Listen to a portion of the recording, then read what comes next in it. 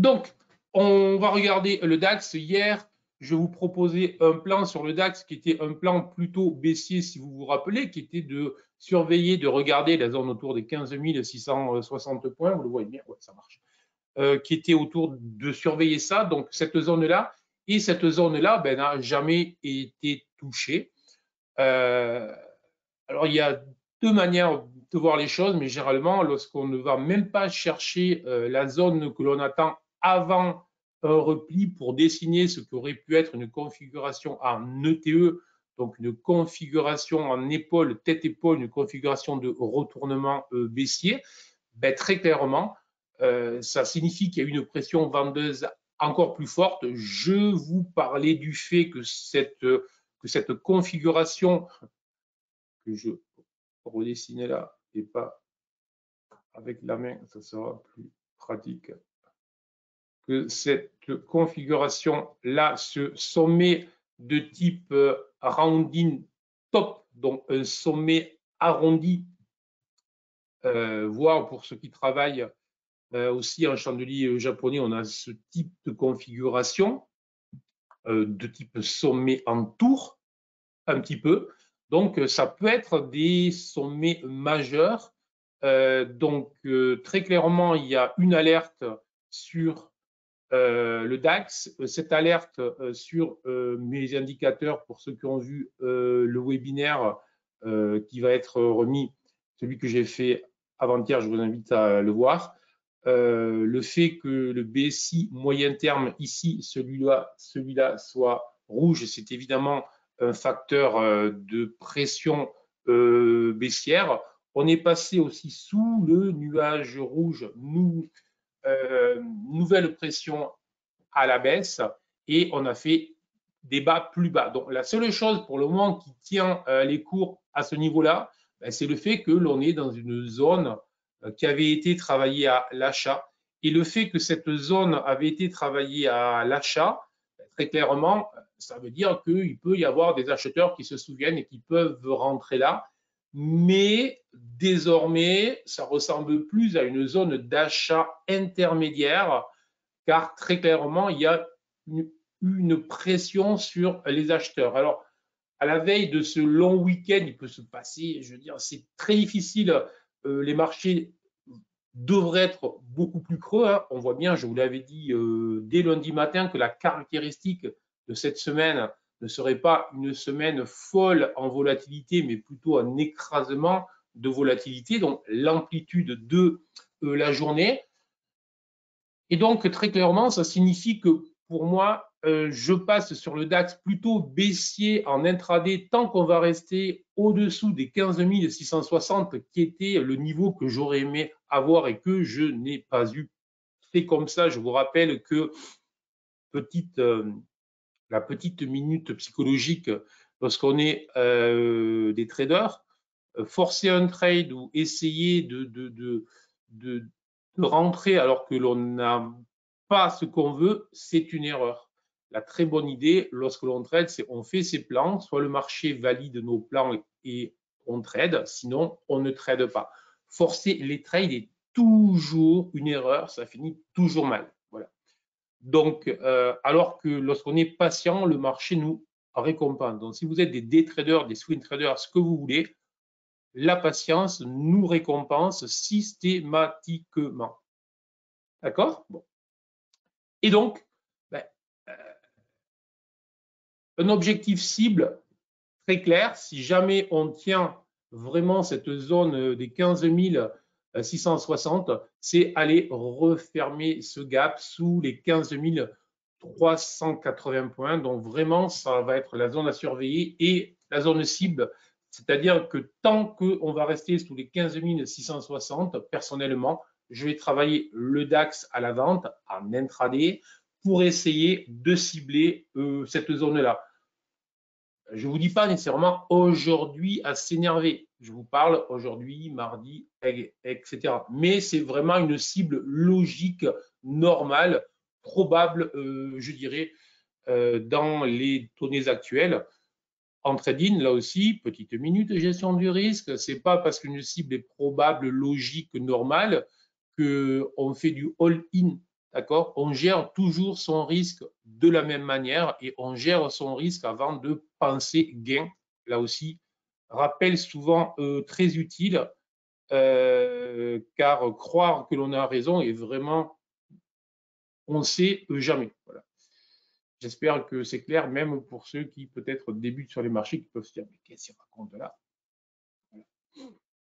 Si vous gérez votre risque, vous verrez que tout se passe très bien. Si vous le gérez mal, ben, vous verrez que là, c'est mal. Voilà. Sur le CAC, alors sur le CAC, on va retrouver le même phénomène. Je vous parlais depuis 2 jours, 2 séances, de voir le marché. Je vous disais, que le marché était topiche, donc de vendre les sommets. Après, de surveiller des replis en direction de la zone des 7300 points. Cette zone, mais c'est exactement la zone qu'ils sont venus chercher hier. Voilà, très très clairement. Même phénomène que le DAX. Hein. J'ai mon BSI moyen terme qui est rouge, j'ai mon nuage ici qui est rouge, j'ai le BSI line qui est désormais résistance. Donc très clairement, on a changé de trend et il faut considérer que tant que le CAC restera sous le nuage et sous le BSI line, la pression est désormais vers le bas. Alors, est-ce que pour autant on évite des achats encore une fois, sur des journées qui, encore, on l'a vu hier, je veux dire, ça baisse, mais ça reste mou, ça reste lent. Il faudra un phénomène, il faudra un déclencheur. Alors, aux États-Unis, on a recommencé à avoir, hier, j'ai fait un tweet sur Charles Schwab, qui est un courtier américain, parce que certains disaient que le secteur financier allait mieux. Et Charles Schwab, pour moi, montre qu'il y a des soucis techniques encore et que la confiance n'est absolument pas revenue. Et le soir, Charles Schwab a à nouveau redégringolé. Donc, il y a des soucis techniques. Et donc, il faudra un nouveau déclencheur éventuel pour voir les marchés se retourner à nouveau. Mais très clairement, il est temps de se montrer prudent. Mais tant qu'on n'a pas ce déclencheur, tant qu'on n'a pas des alertes, il faut considérer que ce qu'on disait hier et avant-hier reste valable, en augmentant quand même le niveau de prudence. Mais donc, cette zone des 7300 jusqu'à 7280 points est potentiellement une zone à l'achat. La seule chose que je conseillerais, oui, c'est une zone à l'achat, toujours sur un mode scalping, Hein. Hier, très typiquement, vous voyez qu'au-dessus de cette zone, à chaque fois que l'on faisait un plus bas, on rebondissait. En fait, voilà, donc bon, on est sur une baisse qui potentiellement pourrait voir le marché aller rechercher les 7350 sans aucun problème. Mais désormais, il faut se méfier, c'est-à-dire on n'est pas sur un temps où on se dit tiens, j'achète 7350, j'achète 7300, allez, ça va encore plus bas, je rachète comme font certains. Surtout pas, surtout pas. Je ne dis pas que le marché va se mettre à dévisser lourdement, mais il y a possibilité. Donc, dans tous les cas, on peut acheter cette zone en mode scalping uniquement, à condition de gérer ses stops de manière serrée. D'accord? Sinon, alors là, je vais essayer sur cette matinale de rester focus uniquement en intraday et on verra peut-être pour agrandir les UT plus tard. Il y a des commentaires sur je ne sais pas ce contraire. Non.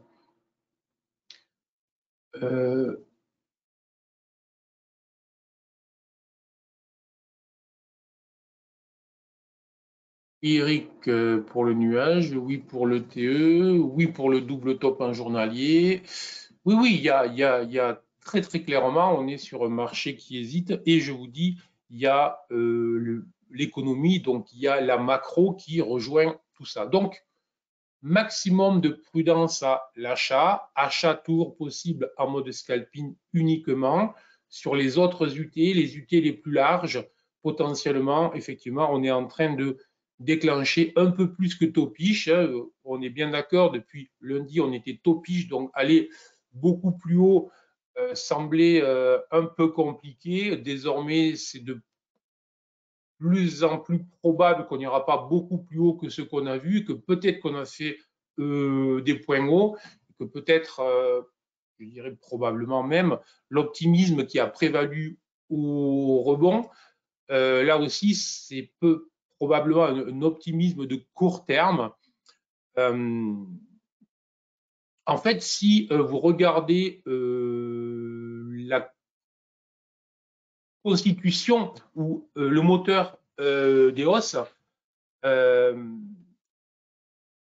les hausses précédentes, notamment sur le CAC, on était essentiellement monté avec les financières. Les financières ont à peine retracé 50% de leur chute.